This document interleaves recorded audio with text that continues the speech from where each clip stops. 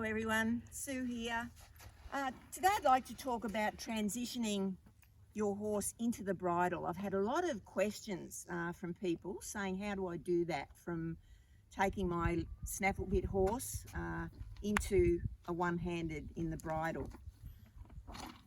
I would like to show you in another video how to do that, and for that I'll use a young horse so that you will actually see the problems, or the if there's any, or the way that we do that. There's no point me showing you that on a bridle horse, which this mare is, but I'd like to just talk to you first about things to think about.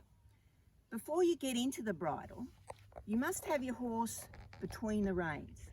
So this horse must be, when I say between the reins, and one of my other videos covers that, they need to be between the reins, as the word implies here, between the reins. So you should be able to, when you start your horse in a snaffle bit, you should be able to have your hands very close together and be able to squeeze your legs and drop the horse into your hands, holding your hands like this, as if it was a bridle, as if it was a one-handed, just like that. So when I squeeze with both legs, she should drop her head down into my hand. If she doesn't, in a bridle, you still use two hands initially. Okay, use two hands initially. Pretend this is a curb bit you've put on your horse. I suggest you use, to start with, we call them a loose shank Loomis snaffle. It's just got a broken mouthpiece in the middle and it's got a loose swivel shank.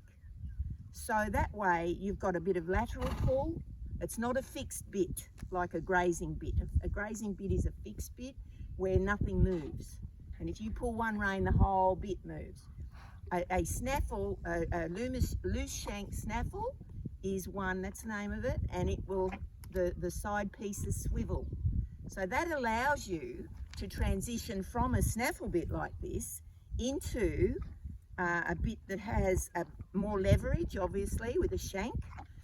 Now, keep in mind too that your curb strap needs to be pretty loose when you start. Some horses you may even have to take it off initially. So it depends on your horse, and there's a lot of variables to this. So, like I said, the main thing is, when you're in the snaffle bit, your horse must be able to drop its nose down to pressure and keeping your hands pretty close together, none of this, because you've got to give that away. This is where it matters. One-handed is between the reins, between your reins and your legs, okay? So for those of you wanting to transition, like I said, I will show you in another video, but I just wanted to tell you, for those that are asking all the time about transitioning, you need to physically see it.